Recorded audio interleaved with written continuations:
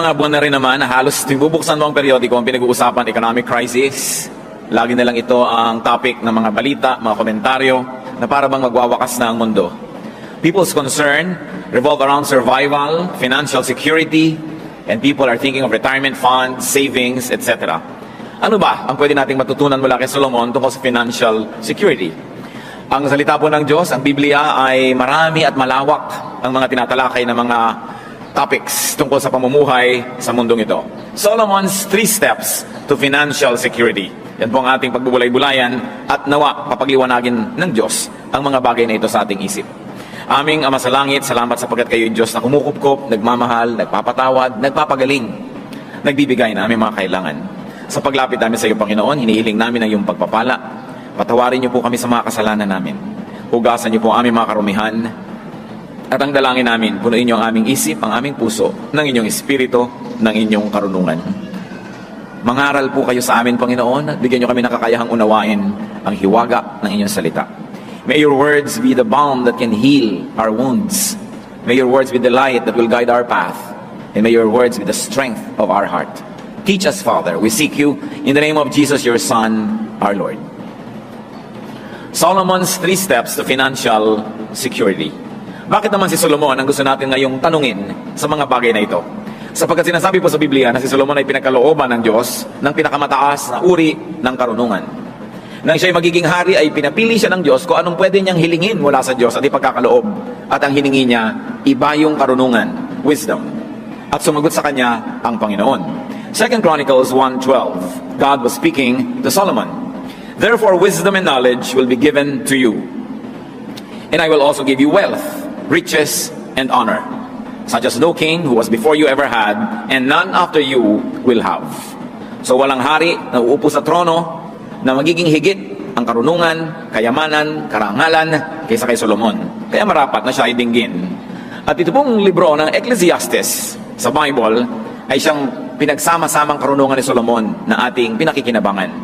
Solomonic wisdom in issues that confront even our daily lives sa panahon na ito.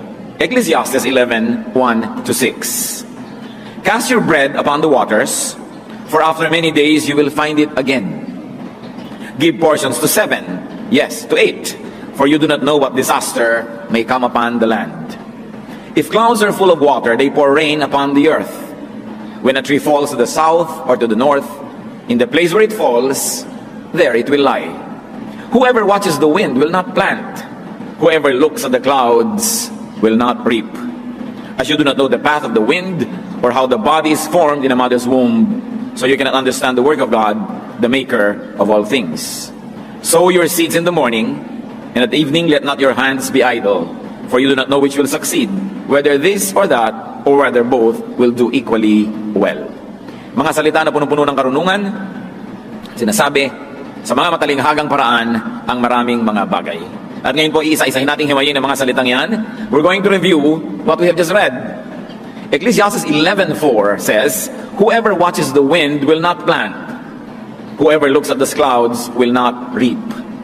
Yung daw tao na matatakutin, walang ginawa kundi bantayan ang direksyon ng hangin, bumubugso ba, lumalakas ba, umiihip ba, magkakabagyo ba, kung sino man ang laging inaantay ang itsura ng mga ulap, may ulap ba, hindi uulan, o marami bang ulap, baka bumaha. Yung daw tao na gano'n, na laging nag-aalala, natatakot, ay hindi magtatanim kahit kailan. At dahil doon, hindi siya aani kahit kailan. So what is the first step of Solomonic wisdom? To profit, to productivity and fruitfulness. In enterprise, don't worry about what you cannot control. Don't worry about the weather. It is not in your hands. But plant when you're supposed to plant, and then do your best, pray for the best, and then cope with whatever happens. Solomon, in effect, is telling us to plant and invest anyway, in spite of the unknown, in spite of what many people call bad times. Able sailors can benefit even from strong winds. Pag magagaling ang mga tripulante, ang mga kapitan ng mga barko, kahit bagyo, ay nagiging kaibigan nila sa kanilang pagdaragat. Able sailors can turn strong winds into friends. Therefore, good business people can turn even difficult times into opportunities. Why? Because people have to live. Life has to go on. Business must continue to happen. You just have to adjust. You just have to read the needs of the times and make the necessary adjustments. Pag lagi kang matatakutin, if you're playing too safe, you will never invest, you will never get into business, you will never do anything, you will never plant, therefore you will never harvest. So do not worry about the unknown or the unknowable, because God knows. Alam naman ng Diyos yung hindi natin alam. Ang mahalaga, makipagkaibigan ka sa Diyos. Pakinggan mo ang Diyos and do what you must. And the Bible tells us how, so that we may receive God's favor. Ecclesiastes 11:5, as you do not know the path of the wind, or how the body is formed in a mother's womb, so you cannot understand the work of God, the maker of all things. So God knows, God does His part, just do yours. Siyempre ngayon, nalalaman na through science kung paano nabubuo yung bata sa sinapupunan. But during the time when these were being written, it was a mystery. And it is a metaphor, which just tells us that marami pa tayong hindi alam, pero kahit hindi natin alam at hindi natin nauunawa, tuloy pa rin ang buhay. Tuloy pa rin ang mga tao sa pamumuhay, magkakaroon ka rin ng hanap buhay, ano pa man ang mangyari. Hindi ka dapat matakot at hindi ka dapat mapigil ng takot para maging mabunga sa iyong mga ginagawa. Ecclesiastes 11:6 talks about another way to be financially prosperous and even secure. Sow your seed in the morning, and at evening let not your hands be idle, for you do not know which will succeed, whether this or that, or whether both will do equally well. Ano po ang mahigpit na itinuturo? Magtanim ka daw, maghasik sa umaga, at sa hapon hanggang gumabi, kung tapos ka na sa iyong pagtatanim, maghanap ka pa ng ibang maitatanim, maghanap ka pa ng ibang magagawa, kasi hindi mo alam kung alin sa mga projects mo ang magtatagumpay. Hindi mo alam kung alin sa itinanim mo ang tutubo, kaya hindi ka dapat makontentong may itinanim ka na dyan. Magtanim ka pa dito, magtanim ka pa doon. Hindi mo alam kung anong klaseng panahon o weather ang iiral. At alam nyo naman, may mga halaman na pag dumami ang tubig, lumalago sila. Halimbawa, kangkong. May mga halaman naman na pag walang tubig, mas magaganda ang kanilang mga aanihin. Tulad ng pakwan, tulad ng mga milon, mas matamis pag walang ulan. So magtanim ka pareho, umulan naman at humindi, may maaani ka. Hindi mo inilalagay sa isa lamang na bagay na kasalalay ang buong buhay mo. At hindi sapat na nagtrabaho ka na sa umaga, tapos sa hapon, magbibinggo ka na, o tutunganga ka na. Kuminsan makakakita ka ng mga driver, natutulog na sa mga ilalim ng puno, ayaw nang tumanggap ng pasahero, kasi naka-boundary na. E paano kung pag-uwi mo, nahulog sa bintana yung asawa mo at kailangan mo ipa-repair yung ulo niya? Eh, ang kinita mo lang pang boundary, wala kang extra. You don't know what a day may bring forth. You should not be easily happy with some income. Keep making income. Kailangan na nagsisikap ang tao, hindi ko mo kumita na ng konti, maglalakwat siya na. Sabi, sow your seed in the morning, and at the evening, let not your hands be idle. Marami ka dapat ginagawa. So second step, keep working on different services. Keep planting different crops. Keep producing different products. Hindi mo alam kung ano magkiklik eh. Nakapwesto ka, kung alin man doon ang pagpalain, handa ka. Diversify, in other words. But not too much and not without due study. But position yourself to earn. Position yourself to harvest and to profit more. Hindi masama na paramihin mo ng paramihin yan. Pag sinabi mo, hindi naman po ako materialistic, mag-anak buhay ka pa rin, damihin mong kita, pamigay mo kung gusto mo sa mga kawawa at mga kapuspalad at mga hindi makapagtrabaho. Pero hindi mo sabihin, wala naman ako masyadong ambisyon, simpleng buhay lang, tama na sa akin. Tapos pag nakasakit ka, nangungutang ka doon sa meron, anong simple doon? Hindi dapat easily ka na kontento. Gawa ka ng gawa, gawa ka ng gawa. At kung natapos mo na ang paggawa ng pinakamataas na kaya mong gawin, doon ka pa lang dapat makontento. Hindi yung wala ka pa nagagawa, kontento ka na. Pag nangailangan ka, napapahamak yung kamag-anak mo na may konting inimpok. Dahil bilang na bilang mo ang impok niya. Yung mga kamag-anak na mga may OFW na mga asawa, alam na alam ang exchange rate. Araw-araw, daig pa yung asawa. Siguro ate, marami ka ng savings, ano? Kasi enrollment na ni Junior, ayun. Kasi hindi nagsisikap masyado. Ang tataas ang ambisyon, ang daming gastos, hindi naman kumikita. Ang dali-daling magpahinga, ang daling mapagod. Konting hirap, sumusuko. Konting hirap, nagre-resign. So, wala namang kakainin. Kailangan niyang katawan mo, ihataw mo sa trabaho, ihampas mo sa gawain. Di ba? Para meron kang kitain. Consider the great woman of Proverbs 31. Ano ang description sa napakadakilang babaeng ito? Proverbs 31:10, a wife of noble character who can find. She is worth far more than rubies. And then Proverbs 31 goes on to essay the great deeds of this wonderful woman. She selects wool and flax and works with eager hands. So siya naghahabi, gumagawa siya ng mga tela. She gets up while it's still dark. She provides food for her family and portions for her servant girls. She considers a field and buys it. Out of her earnings, she plants a vineyard. She sets about her work vigorously. Her arms are strong for her tasks. She sees that her trading is profitable, and her lamp does not go out at night. In her hands, she holds the distaff and grasps the spindle with her fingers. Marami siyang ginagawa. Maaga siyang gumising para marami siyang magawa. Hinahati-hati niya ang kakainin ng bawat miyembro ng kanyang pamilya para ang lahat ay may magkaroon ng kasiyahan. Binibigyan niya ng assignment ang kanyang mga katulong para lahat ay huwag masayang ang panahon. Bumibili siya ng mga lupa at tinataniman niya ito. At ang ipinagtatanim niya, galing na sa mga tubo niya sa kanyang mga pangangalakal. Malakas ang kanyang katawan, malakas ang kanyang braso, at siya ay nangangalakal. She trades. She buys, she sells, she produces. Marunong siya magburda, magsulsi, manahi. She makes linen garments and sells them and supplies the merchants with sashes. Gumagawa pa siya ng mga sinturon, mga bedsheet, bed cover. At ang sabi ng Proverbs 31:25, she is clothed with strength and dignity. She can laugh at the days to come. What are the days to come? Days of uncertainty, days of gastos, days of pagtanda, pagkakasakit, pangangailangan. Sabi, pinagtatawanan lang nitong babaeng ito yung mga darating na araw. Kasi may pera. Kaya mo bang pagtawanan yung mga darating kung wala kang pera? Diba? Kasi may savings. Kaya tayo mga Kristiyano, huwag kayo mag-inarte. Na ay, ako hindi materialistic, hindi ako ganyan. Pero naman, pag kami kailangan ka, iaasa mo sa iba. Dapat ang tao, marunong magsikap, magtrabaho, maghanap buhay, produce more than what you need. So that you will not only fill your needs, but you will also be able to help others who are unable to produce. Just work for it, and then deserve it. Sabi na Ecclesiastes 7:12, money is a shelter. Bible na yan. Kahit nyo nang mamaliitin ang pera, mahalaga talaga. Money is a shelter. In Ecclesiastes 10:19, money is the answer for everything. Alam niyo naman, money talks. And when it does, people listen. Diba? So, dapat gumagawa ka ng pera, ng maraming pera. Pero huwag naman sa pagiging sakim, sa pangaagaw, sa pandaraya. Kita niyo yung babae ng Proverbs 31, ang dami-dami perang ginagawa. Kasi masipag, mautak, marunong. No? Of course, Ecclesiastes 10:19 is an exaggeration that money is the answer for everything. You know, poetry exaggerates. But there's great truth in it.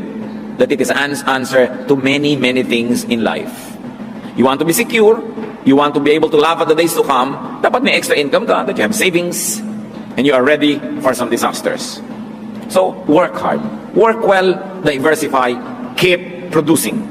Ecclesiastes 11:1 leads us to the third step to prosperity. Cast your bread upon the waters, for after many days you will find it again. Pagka sinundan natin yung talinghaga, ipaghahagis mo daw yung tubig mo, yung tinapay mo sa maraming mga ilog, dagat at kung ano-ano, at balang araw magbabalikan din sa iyo lahat. Isang talinghaga nang ibig sabihin lamang, at kasulad ng verse 2 ng Ecclesiastes 11, give portions to 7, yes to 8, for you do not know what disaster may come upon the land. So it is telling us, be generous. Magbigay ka ng magbigay hanggang kaya mo kung kani-kanino. Hindi mo naman alam kung sino ang magsusukli. Hindi mo alam kung sino ang tatanaw. At kung dumating ang panahon, suklian ka naman. Pero ang sabi sa Biblia, pag nagtanim ka, aani ka. So damihan mong tanim, iba't ibang tao. Tumulong ka dito. Kung kaya mo magpaaral lang ganun, paaralin mo. Kung kaya mong sagutin yung gastos ni ganun, sagutin mo. Ang investment, hindi lang yung inilalagay mo sa bangko, inilalagay mo sa stock market, o pinupuhunan mo sa negosyo. Yung kabutihang ginagawa mo din sa kapwa, kino-consider yan sa Bible na sound investment. Because someday, you will be rewarded. Kaya ang sabi, cast your bread upon the waters, for after many days, you will find it again. Give portions to 7, yes to 8. So sabi, magbigay ka sa marami, huwag lang sa isa. Sapagkat hindi mo alam kung sino dyan ang magiging blessing din sa iyo. Sa mga magulang na mahilig may favorites, lahat ibinigay na lang sa favorite, lahat ibinigay sa favorite. Hindi naman lahat ng favorite nyo, yun ang nagiging mabuting anak. Marami pa nga yung inape, yung kinawawa, yung dinusta, yung laging pinapagalitan, yung ikinahihiya na anak, yung hindi ipinagmamalaki, kadalasan yan pa nga nagiging mabuting anak pag tumanda ka na. At yung inispoil mo ng inispoil, binigyan mo ng lahat-lahat, kadalasan yun na hindi makalingon sa'yo eh. Kaya sabi, give to 7, yes to 8, give to many, don't just one. Hindi lang isa lang yung pinefavor mo, isa lang yung nilagay mo na doon lahat, yung kayamanan mo, lahat ng kaya mong ibigay. In other words, don't put all of your eggs in one basket. Kumbaga sa computer, kailangan may backup file ka. Dahil pag nag-crash yung computer mo, ubos ang record mo. May backup ka. Huwag mong ilagay lahat ang pag-ibig, ang pagmamahal sa isang tao lang. Dahil baka mamaya, mabuti nga yung taong yan, maaga namang nabawian ng buhay, di lugi ka. Hindi mo alam. Be generous to many. Lalo sa inyong mga anak. Hindi nyo alam eh. Proverbs 11:25, a generous man will prosper. He who refreshes others will himself be refreshed. Biblia na ang nagpapangako, yung mapagbigay, aasenso, sasagana. Ang nagbibigay ng kasiyahan sa kapwa, siya man ay tatanggap ng ganitong kasiyahan. Hindi sa pagiging sakim ka magiging secure. Hindi sa pagkakamal, pagtatago, pagkakait ka magiging secure. Ito ay sa pagbibigay. Because in spirituality, you lose what you selfishly keep and you keep what you give away. So, kabaligtaran yan ng sense ng mundo. Ang sasabihin ng mundo, sa'yo na lang, ipunin mo, sa'yo lang. Ang sabi ng salita ng Diyos, magpamigay ka. Ikalulugod yan ng Diyos. At kung hindi man, tumanaw sa'yo yung binigyan mo, alam naman ng Diyos yun eh. Siya nag-utos, edi siya ngayon ang bahala magpalit. Luke 6:38, give, and it will be given to you. And very especially, give to God's house. Malakay 3:10-11, bring the whole tithe into the storehouse, that there may be food in my house. Test me in this, says the Lord Almighty, and see if I will not throw open the floodgates of heaven and pour out so much blessing that you will not have room enough for it. I will prevent pests from devouring your crops, and the vines in your fields will not cast their fruit, says the Lord Almighty. Buong buo na dali nyo sa aking tahanan na ikapu. At subukan nyo ako kung di ko bubuksan ang bintana ng langit at pabahain sa inyong buhay ang pagpapalang di nyo kayang isilid sa anumang lalagyan nyo. Sobrang daming ipagpapalang ibibigay ko na wala kayong pagsidlan. At kasama pa niyan, pipigilin ko ang mga salot na sirain ng mga halamang itinatanim ninyo. Ang mga bunga, mga buko na namumunga sa inyong mga bukid, hindi malalaglag bago maging hinog. Hindi inaasahan mo, harvest na next week, biglang bumagyo, nasira ang crop mo, nalaglag yung mga bulaklak, wala kang inani. Sabi, pipigilan ko yan, subukan nyo ako. At alam nyo, mga nakapagpatotoo nito, sila talagang addict mag-tithes. Dahil napapatunayan, totoo nga, totoo pala to. Napapatunayan nila. Alam nga naman mali ang Diyos. Alam nga naman kasi nung malingan yung Malakay 3:10 and 11. Napapatunayan yan. At ang sinasabi, sa 11:12, share what you have with 7 or 8 with many people. Bakit now? Because you do not know what disaster may strike. You do not know who would make it, who would be grateful. So spread the goodies. Isang napakalaking pagkakamali ng mga magulang to play favorites at itambak lahat ang magagandang bagay sa paborito nila at ma-deprive yung hindi nila paborito. Isang napakalaking pagkakamali ng mga magulang na api-apihin ng isang anak dahil yung isang anak na yon ay kulang sa kagandahan o kulang sa talino o kulang sa charm o dahil ang isang anak na yon ay hindi katulad ng lahat ng anak na kapitbahay nila dahil may anak silang kakaibang itsura, kakaibang ugali, kakaibang kilos, aapi-apihin na nila. Hindi nyo alam yung anak nyo na yan ang magkagabay sa inyo sa inyong pagtanda. Ang pinalaki pa nga sa layaw, ang sabi ni Balagtas, karaniway hubad. Sa bait at muni, sa hatol ay salat. Masaklap ang bunga ng maling paglingap, habag ng magulang sa irog na anak. At kadalasan, hindi naman lagi, pero madalas, obserbahan nyo, yung mga anak na laki sa hirap, yun ang mga thoughtful. Yun ang maaalalahanin sa mga magulang. Yung pinalaki sa sarap, kalimutan ka na lang, lalo nag-asawa na. Wala na, puwera ka na. Kaya dapat minamahal mo lahat. Kahit sa kalooban mo, hindi pantay-pantay, dahil may itinatangi ka, huwag mo na ipakita. Anak mo lahat yan. Ano man yan. Pananagutan mo sa Diyos, kailangan mahalin. Favorite children do not always deliver. So, spread the goodness to everyone around you. Consider the noble wife. Ang pinag-uusapan natin dito, be generous, be a good giver. Ang isa sa mga dahilan kung ba't siya ganun ka-asenso, Proverbs 31:20. She opens her arms to the poor and extends her hands to the needy. Sa kanya, business is business, yes. Pero meron siyang mga social concerns. Meron siyang mga charities.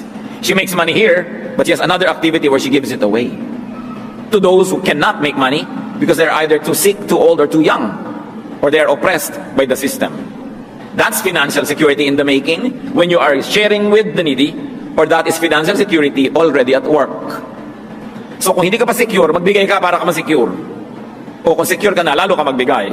Kasi secure ka na eh. Wala ka ng dahilan para maging maramot. nagsusukli ka na nun. And it's also your way to remain secure. So those are the 3 steps that involve lots of work. You want to be secure? Work. Work early.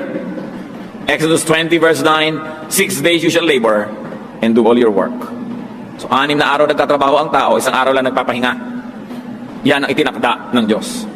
And work hard. 2 Thessalonians 3:10, for even when we were with you, we gave you this rule. If a man will not work, he shall not eat. Work for your bread, work for your money, work for your benefits, work for your bling-blings.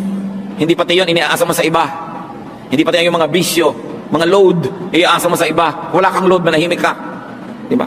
Hindi ka pa kumikita, kutakot-takot na pera na inuubos mo sa kagaganyan. Nauubos na talaga ang resources ng pamilya. Wala ka pa naman kino-contribute. Dapat lumagay ka sa lugar. Tinitingnan mo ang mga bagay-bagay. And not only work hard, but work smart. Wrong grammar, pero hayaan nyo na, work smart. Ecclesiastes 10:10, if the axe is dull and its edge unsharpened, more strength is needed, but skill will bring success. Pag daw yung tool mo mapurol, yung palakol mo na pang sibak ng kahoy ay mapurol, kailangan malakas ang hampas mo sa kahoy para tumalab ang iyong palakol. Kung naghihiwa ka ng karne, ang purol-purol ng kutsilyo mo, pagod na pagod yung braso mo, kadidiin. Kaya sabi, kailangan be smart. Skill will bring success. Be skillful. Improve your tools. Improve your ways of production. So you don't have to work too hard, but you will get more for less work. You know, do not mistake activity for achievement. Not everybody who works hard gets out of poverty, but those who work smart do. No? Hindi pandaraya ang ibig sabihin ng smart, hindi cutting corners, kundi style. Dapat meron kang diskarte sa buhay. Hindi sapat na mapagod. Hindi sapat na maligo sa pawis. Kasi kahit araw-araw naliligo ka sa pawis at nabibilag ka sa araw sa trabaho, hindi sapat para ka makahango sa hirap. Kailangan may diskarte ka, may game plan, mag-isip-isip ka. That's why skill will bring success. And just to review, Solomon says, don't play it too safe. Wrong grammar na naman, but who cares? Sabihin ng grammar teacher, don't play it too safely. Pero hindi man magandang pakinggan. Don't play it too safe. Talagang may risks. Ikaw, namumuhunan ka talaga. You take your chances. But these must be calculated risks. You do your homework, you do your research, you do what you can, but for all the others, put faith in motion. Sabi yun daw, laging tinitingnan ng ulap, nakatingala sa langit, dinarama ang hangin, hindi na magtatanim dahil laging masisiraan ng loob. Matthew 25:25-27, concerning the talents that the Lord gave to several people. May binigyan ng marami na parami, may binigyan ng moderate na parami in that way. Yung binigyan lang ng isa, played safe. Inilubog niya yung talent, yung pera sa lupa. Hindi niya ininvest, wala siyang nagawa. Matthew 25:25-27, so I was afraid and went out and hid your talent in the ground. So here it is, here is what belongs to you. Ang sabi niya doon sa nagbigay ng puhunan. His master replied, you wicked, lazy servant. Well then, you should have put my money on deposit with the bankers, so that when I returned, I would have received it back with interest. Nakita niyo po, yung tao dito na nagbigay ng puhunan represents God. God gives us talents, skills, kakayahan, edukasyon, training, puhunan para mo paramihin. At ang Diyos, interesado sa interest, sa tubo. Sabi, binigyan kita, dapat na parami mo. Sabi, eto, nilubog ka na lang sa lupa para safe. Kung gusto mo lang palang safe, di sana hindi ka na namuhunan, inilagay mo malang sa bangko, nagkaroon mo lang interest. Kahit konti. So God wants earnings. God wants interest. God wants returns. Kaya hindi ungodly yun. Huwag ka lang maging usurer na exaggerated na yung interest. Mga kapatid, kung may inutangan kayo, 10,000. Inutang nyo noong 1972. Ngayon nyo lang mababayaran, 10,000 din ang bayad nyo. Kakaya naman yan. Dapat mga 12, 13,000 na yan. Kasi kung yung pera niya nasa bangko, nagka-interest na eh. Pero ibinigay sa'yo na pag-interesan mo ang pera niya, hindi nagka-interest. Tapos isosoli mo, after a long time, ganun ding amount, mali. You punish the person for helping you. Hindi masama na bigyan mo na interest. Ngayon, kung kayo nagpautang, kayo nagsasabi, huwag mo nang bayaran yung interest, nasa sa inyo yun. Pero sa nagpautang yung desisyon na yun, hindi sa umutang. Yung nangutang, kailangan may obligasyon ka, pakitain mo yung pera ng inutangan mo. Kasi hindi na yun ang halaga nun ngayon, na iba na, bumaba na yung value ng pera. Kaya kailangan, bigyan mo naman ng gantimpala yung tumulong sa'yo nung panahon ng pangangailangan. What do we see of God here? That God is an investor. So should we. Kailangan tumutubo, kumikita, namumunga ang ating mga ginagawa. So have several investments, have several sources, and also have several beneficiaries. Hindi lang isa, marami. Sabi ko noon, give portions to 7 or to 8. Cast your bread upon the waters because it will come back to you. Why do you do that? Because you do not know which will work. So you work hard, and you become generous. The way to financial security. The world will tell you many things, but Solomon, in all his wisdom, gives us this guide. Diyos namin sa langit, nawa itong mga simpleng katotohanan na ito ay makakita ng application sa buhay namin araw-araw. Dalangin ko, Panginoon, ang mga anak mo ngayon dito, mga namumuhunan, bigyan mo ng karunungan kung alin ang pipiliin na paglalagyan ng investment. And after they have done their best, their study, their effort, i-bless mo, Panginoon, ang mga ginagawa ng mga anak mo rito. Paramihin, pabungahin ang kanilang mga itinatanim. Ganon din ang ginagawa ng iba pa namin mga kapatid, ng mga namamasukan, iba't ibang uri ng hanap buhay. Pagpalain mo, Panginoon, at nang sa ganon, mamunga ang kanilang mga ginagawa. Pati ang katapatan nila sa mga employer, ang pagiging mabuting empleyado, pabungahin mo, Panginoon. Kung hindi ito nalalaman na appreciate ng mga decision makers, kayo po ang kumilos upang makarating sa mga dapat maratingan ng balita, ang katapatan, kahusayan ng inyong mga anak na kung minsan ay hindi napapansin. At nawa, Panginoon, kayo rin ang magbibigay ng gantimpala sa lahat ng nagsisikap at gumagawa. Ituro nyo rin sa amin, Panginoon, to be generous, maging mapagbigay, to share blessings, and to be kind givers to people and to your church. At nawa, Panginoon, ang lahat na ito pag pinaglakip-lakip, ano man ang krisis na pag-usapan ng mundo, ano bang hirap ang mabalitaan namin, ang mga anak mo tumanggap ng iyong grasya. Undeserved gift. At nawa, Panginoon, sa pagsunod sa mga katuroan mo dito sa Biblia, matagpuan ng iyong mga anak na ang tunay na kasaganaan ay wala sa panahon, wala sa uso, wala sa kalakaran ng mundo, kundi nasa pabor mo. Na kung kami ay iyong pinapaboran, walang imposible sa inyo. That we can receive blessings and comfort and fruits even in times of drought around us. Matagal na, maraming beses mo nang napatunayan ang iyong pagpapala, ang iyong pagtatangi sa iyong mga anak na sumusunod sa iyong katuruan. Ituro mo sa amin ngayon ang mga personal na hakbang para namin pakinabangan ng lubos ang mga walang pagbabagong katotohanan na ito. Mga kapatid, magbulay-bulay tayo sandali. Kung kayo masagana, pasalamat sa Diyos at patuloy na wang managana. At kung hindi naman, tingnan natin kung alin sa mga prinsipyong ito na ating pinagbulay-bulayan ang maaari ngayong ilapat sa ating mga buhay at nang magbukas ang pinto ng langit at ang napakaraming pagpapala ng Diyos dumaloy sa inyo ng ubod dami at na magbigay ito ng kasiyahan, kagalakan, katahimikan ng loob. Ama namin, sa sandali ng pananahimik, isa-isa mo po kaming kausapin at ituro mo sa amin yung daan tungo sa kasaganaan. At sa mga nananagana na Panginoon, salamat, ituro mo ang daan pa sa lalo pang pagsagana at lalo pang pagiging mabuting tagapag-ingat ng iyong mga pagpapala. Let's be silent before the Lord and ponder applications of these truths.